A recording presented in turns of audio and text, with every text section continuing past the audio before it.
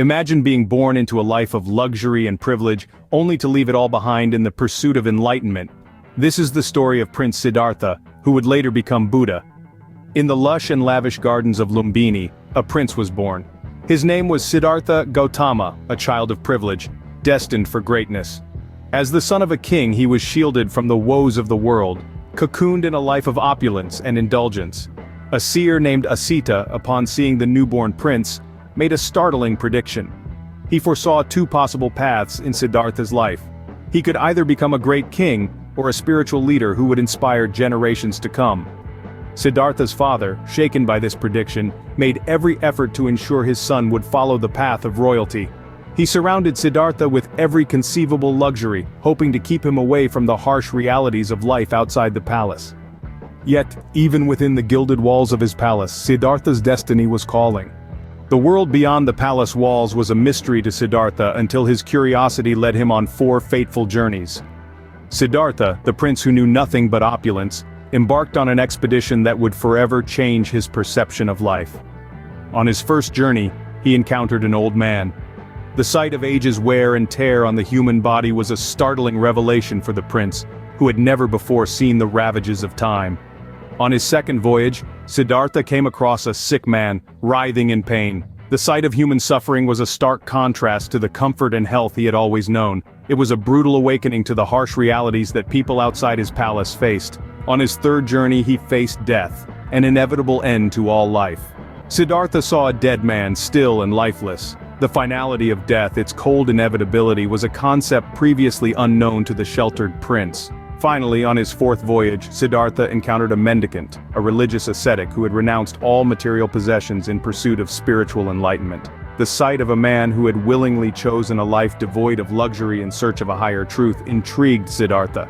These sights, the old man, the sick man, the dead man, and the mendicant, revealed to Siddhartha the reality of human suffering. They made him question his life of luxury and privilege. These sights sparked a profound change in Siddhartha, driving him to seek a solution to human suffering. Siddhartha, now a husband and father, made a decision that would change the course of his life and the world.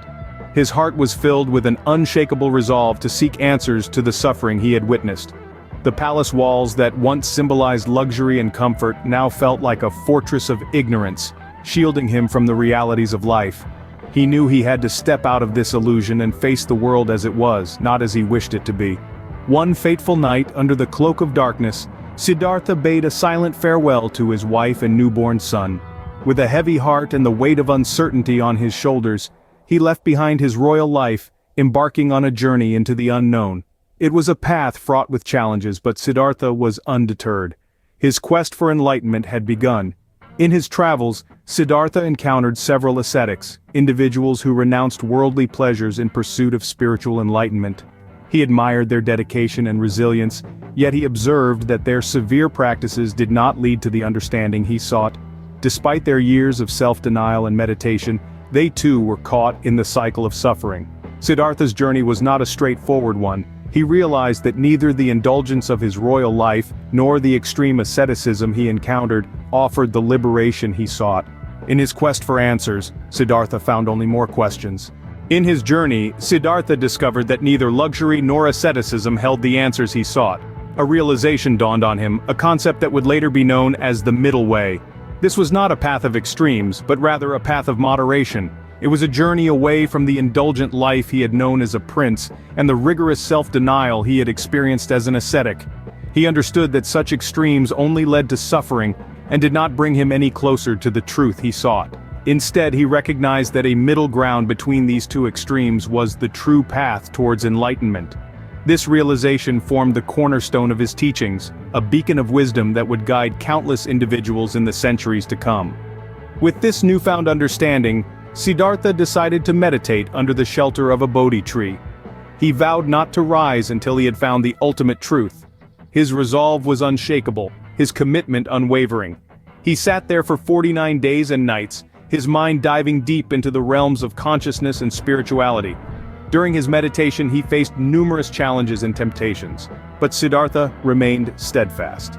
His determination saw him through the darkness, leading him towards the light of knowledge and wisdom. His mind delved into the nature of existence, the cycle of birth and death, the concept of suffering and the path to end it. And then, as the morning star appeared in the eastern sky, a profound understanding dawned upon him. He had attained enlightenment. He had discovered the Four Noble Truths and the Eightfold Path, the keys to ending suffering and achieving nirvana. Siddhartha, the prince, the ascetic, had transformed. He was no longer just Siddhartha. He was now the Buddha, which means the enlightened one. He had found the truth he sought, a truth that he would later share with the world, guiding countless souls on the path to enlightenment. The man who was once a prince had now become the enlightened one. Buddha, now enlightened, set out to share his wisdom and teachings with the world. Buddha's teachings, often referred to as the Dharma, were centered around understanding the nature of life and our place within it. The foundation of these teachings is the Four Noble Truths. The first truth acknowledges the existence of suffering. Life, in its many forms, is fraught with suffering: birth, aging, sickness, and death. The second truth identifies the cause of this suffering, which is desire or attachment. Our cravings and attachments to worldly things lead us to suffer. The third noble truth offers hope. It states that the cessation of suffering is indeed possible. By letting go of our desires and attachments, we can find liberation from suffering. The fourth and final truth is the path to end suffering, also known as the Noble Eightfold Path.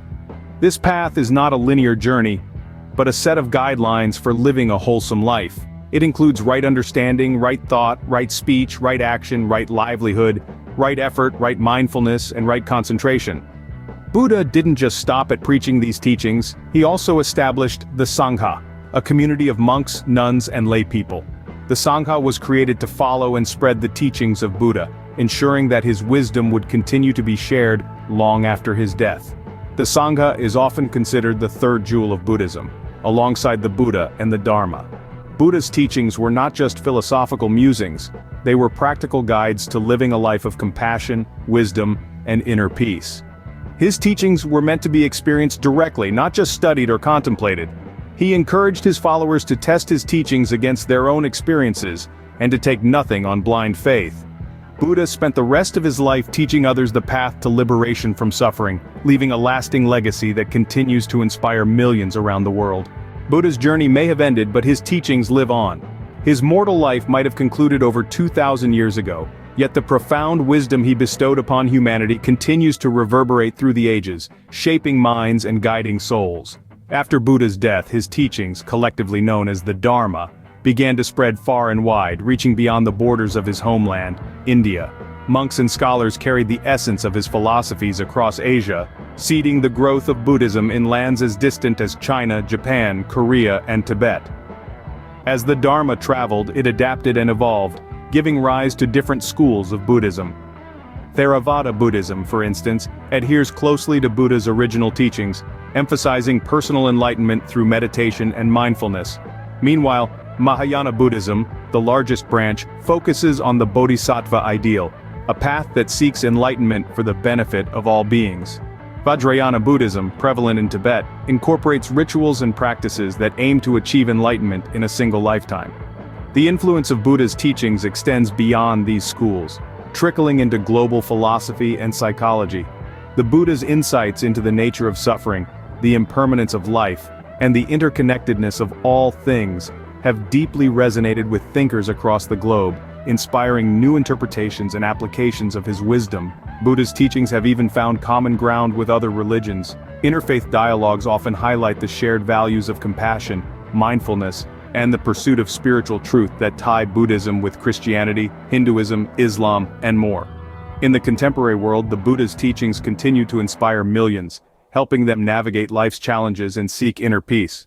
His principles of mindfulness and meditation have become integral components of modern stress management techniques, mental health therapies, and personal growth strategies. Buddha's life is a testament to the power of transformation and the pursuit of enlightenment. His teachings continue to guide us on our own journeys towards understanding and peace. The legacy of Buddha, therefore, is not just a historical narrative, but a living, breathing guide that informs, inspires, and illuminates the path of countless individuals across the globe.